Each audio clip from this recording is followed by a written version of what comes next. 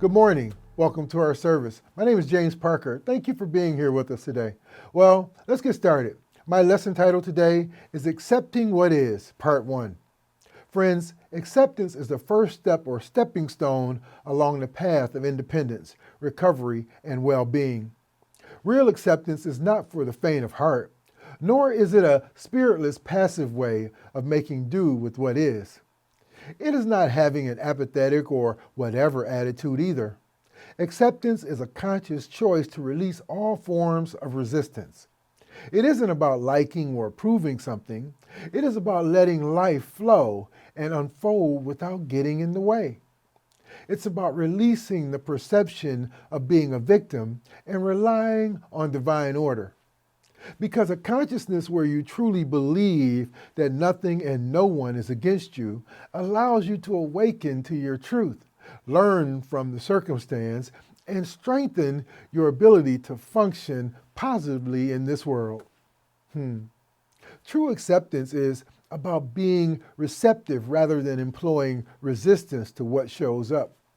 Instead of focusing on the past or the future or wanting things to be different than they are, we simply become open to what is. Acceptance enables and empowers you to go with the flow rather than go against the flow. The Bible speaks often about God's acceptance of us and how we should be accepting of others. When Jesus walked on the earth, he was our perfect example of accepting others, no matter their sin or choices. Jesus extended grace and forgiveness to all, and we are commanded to do the same. In the book of 1 Peter chapter 3, verse 8, it says, "Finally, all of you, be like-minded, be sympathetic, love one another, be compassionate and humble." Friends, the quality of our actions, how we show up, the vibes we give off, how we treat others, whether or not we have an open mind, determines the quality of our outcomes, of what unfolds in our life, in what direction we move, and our results. In fact, the degree to which we act from a place of acceptance is the degree to which we will generate positive outcomes in our lives. And the degree to which we act from a place of non-acceptance or resistance is the degree to which we will generate negative outcomes in life. Eckhart Tolle puts it like this. He said, "The basis for true change is freedom from negativity, and that's what acceptance implies. No negativity about what is." Simply stated, acceptance is a level of consciousness where life flows more readily for us.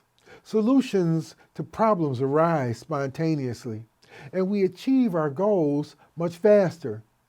Acceptance of what is, one could say, is the only sensible foundation upon which to base all of our actions, and the one most conducive to a win-win scenario. It considers the whole picture rather than short-sightedly focusing on particulars or only seeing things from one point of view. And it takes the well-being of others into account also.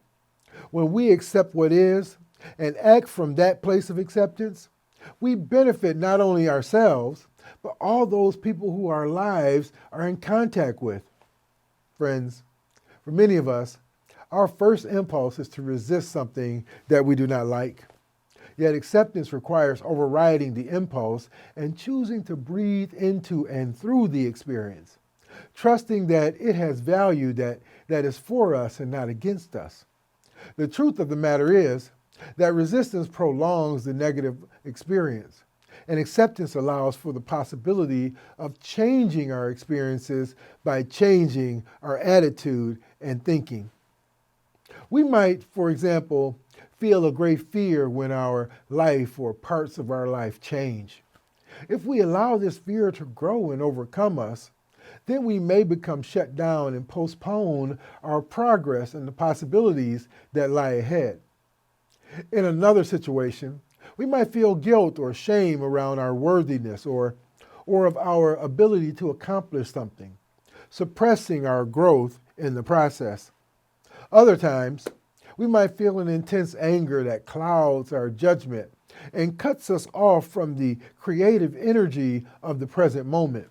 leading us to act out in ways that don't serve us or other people in our lives, ways which we will later come to regret. More commonly, we may feel resistance without clearly defined emotions towards a person, place, or thing. Possibly we're being resistant to a situation or a need in our lives.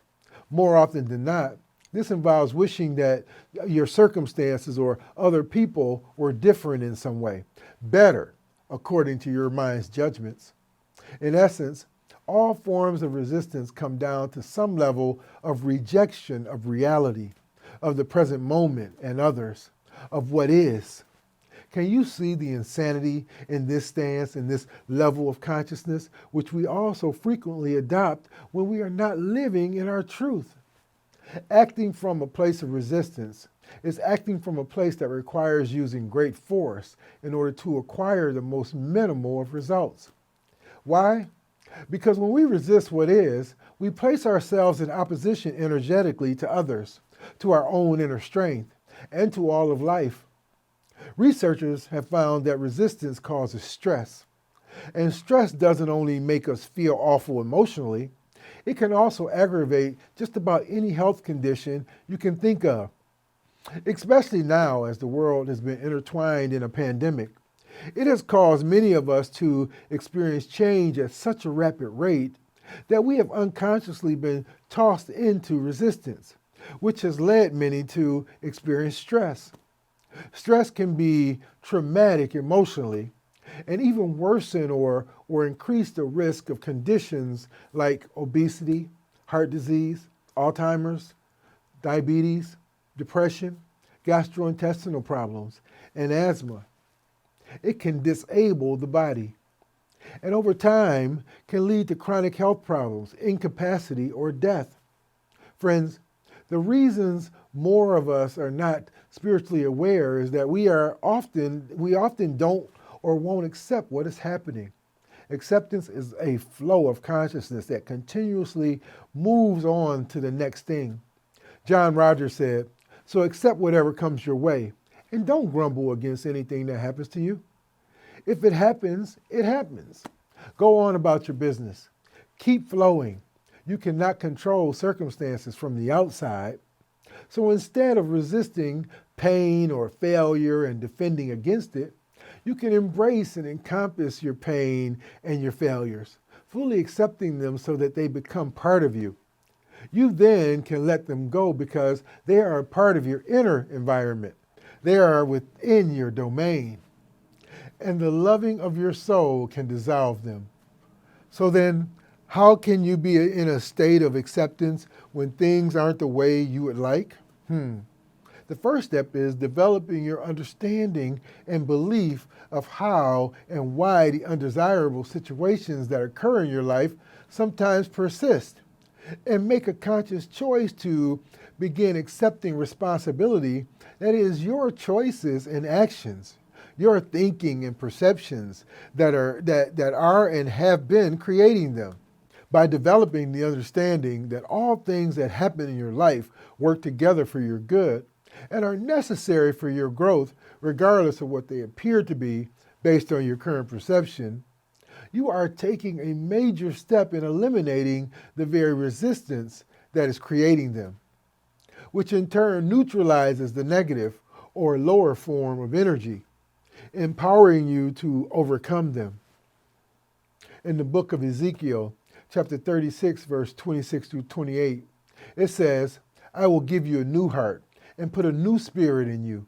I will remove from you your heart of stone and give you a heart of substance. And I will put my spirit in you. Then you will live in the land I gave your ancestors. You will be my people, and I will be your God." Friends, as humans, the vast majority resist change. And it is this same resistance to change that creates a heart of stone or a lack of love within you. If you don't change this negative condition, it will change you. Maybe affect your relationship with loved ones. Maybe cause or worsen a health challenge. Maybe disrupt your prosperity or the flow of substance coming to you. The The conditions and challenges can be endless and continuously work against you when you are engaging in resistance. Remind yourself, it's the God or spirit in you that doeth the work. You must get out of the way, stop resisting, and allow this good work to happen so that you may have a heart of substance. Therefore, one of the greatest gifts you can give to yourself is to establish a sense of acceptance, allowing yourself to begin accepting change as a necessary process to self-love, better health, and to facilitate your growth. For one thing is absolute.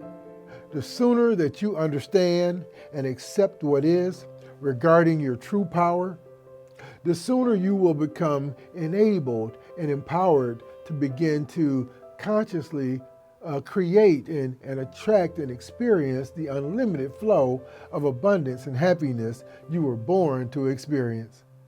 By becoming familiar with how your thoughts, feelings, and emotions create and attract your outcomes, it will become much easier to take the positive action necessary to begin to attract only the pleasing things that you desire. And by learning to develop and remain in a constant state of acceptance, realizing that those things that you are experiencing are for your ultimate good, regardless of what the current circumstances appear to be, you will disempower and change those things that are happening in your life that you perceive as negative and choose not to experience. Ultimately, acceptance is about trusting yourself to rise to what is. It is about being open to all of life, knowing that it all has value whether you like it or not. Don't worry, don't stress, don't panic. Instead, be at peace, calm, poised, strong in the spirit. Get out of your own way and let God do the work. Once you have mastered this principle, you will know what it is to become a creator of circumstance rather than a victim of circumstance. Are you willing to do this with me today? Well, thank you all, and God bless you.